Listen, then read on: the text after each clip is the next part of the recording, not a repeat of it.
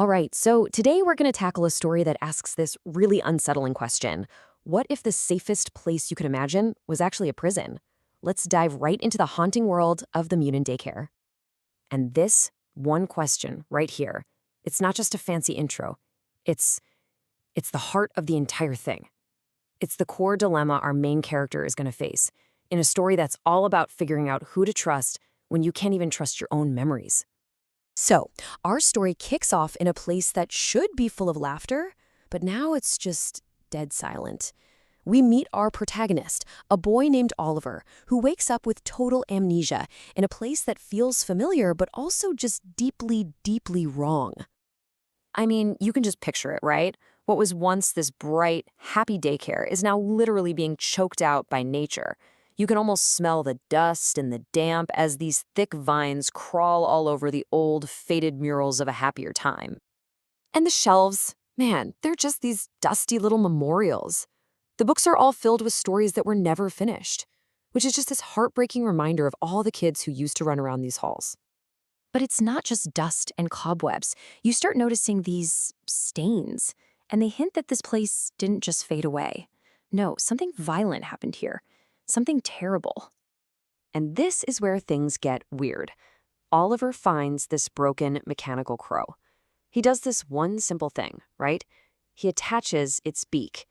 And just like that, this crow, whose name is Scylla, sparks to life and gives him a mission.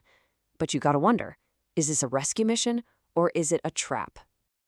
Okay, so Scylla starts this tour, and right away Oliver meets well, let's call them the other residents of the daycare. And he learns pretty quick that surviving in this broken world means following some really terrifying and kind of contradictory rules. So imagine this, it's dead quiet, and then Oliver hears crying.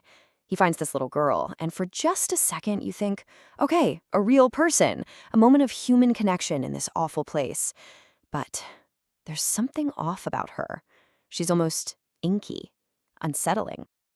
And that's when Scylla just drops the bombshell. This girl, Destiny, she's not alive. She's what's called an insel. Turns out, this whole daycare was some twisted experiment to preserve innocence. And it went horribly, horribly wrong. This is the moment Oliver gets it. He's not in a haunted house. He's in a failed laboratory. And this just perfectly lays out the huge problem Oliver is facing. Who in the world do you trust here? You've got Scylla, the mechanical crow who demands you do exactly what he says and is clearly hiding something. Then you have Starclock, this motherly animatronic bear who offers safety and hope, but she's a prisoner here too. It's a choice between a potential liar and someone who's totally helpless. So this whole who to trust thing, it all blows up right at the story's midpoint. Oliver gets completely abandoned by the one guide he was told to follow, no questions asked, and he's thrown into this terrifying darkness. Can you imagine? Scylla says, "I'll be right back with a light," and then nothing, just gone. Oliver is left all alone in total, complete, pitch-black darkness. It's a moment of pure despair, where the only monsters around are the ones screaming inside his own head. But right then, when he's at his absolute lowest point, he's just fumbling around in his pockets and he finds something, a little metal lighter. And it's not just about the flame it can make, you know? It sparks something else, a memory, a tiny flicker of light in all that crushing darkness. And that's the real prize for getting through that darkness. He remembers his older brother Ben handing him that lighter and saying those words. This becomes his anchor, his symbol of hope. This little lighter, this memory, is the key to everything that's about to happen.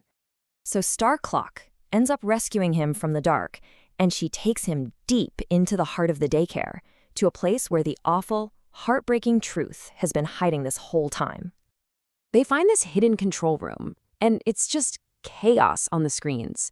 You see it all play out, grainy footage of kids crying, animatronics glitching out, staff screaming as the whole system fails. And there, on one monitor, is Scylla's broken, twitching body. Then Starclock just says it. It was made to keep them. This wasn't a sanctuary, it was a cage. And just when you think you have it all figured out, Scylla's voice crackles over the speakers, his last words, and it changes everything. The crow wasn't evil. He was a prisoner too, and he sacrificed himself trying to fix this mess. So now Oliver knows everything, and he's not just a scared, lost kid anymore. He has a purpose, and he makes a choice that leads to this incredibly powerful and, honestly, cathartic climax. And that lighter, that symbol of his brother's love, he doesn't use it to light his own way out. No. With his hands shaking, he uses it to set the main console on fire. It's this amazing, selfless act of mercy, using a memory of love to destroy a machine of suffering and finally set those trapped souls free. And then he's outside, waking up to the warmth of the morning sun. A real crow lands nearby, looks at him for a second, and flies away. And in that moment, you know he gets it. The journey is over. He's not only survived, he's learned to trust again. And that whole question from the beginning, it's finally been answered. So yeah, Oliver's story finds its end, but it leaves us with this really heavy question to chew on. The Muninn Daycare is, well, it's a warning, isn't it? It forces you to ask, what is the true cost of trying to preserve innocence forever? And is that a price anyone should ever be willing to pay?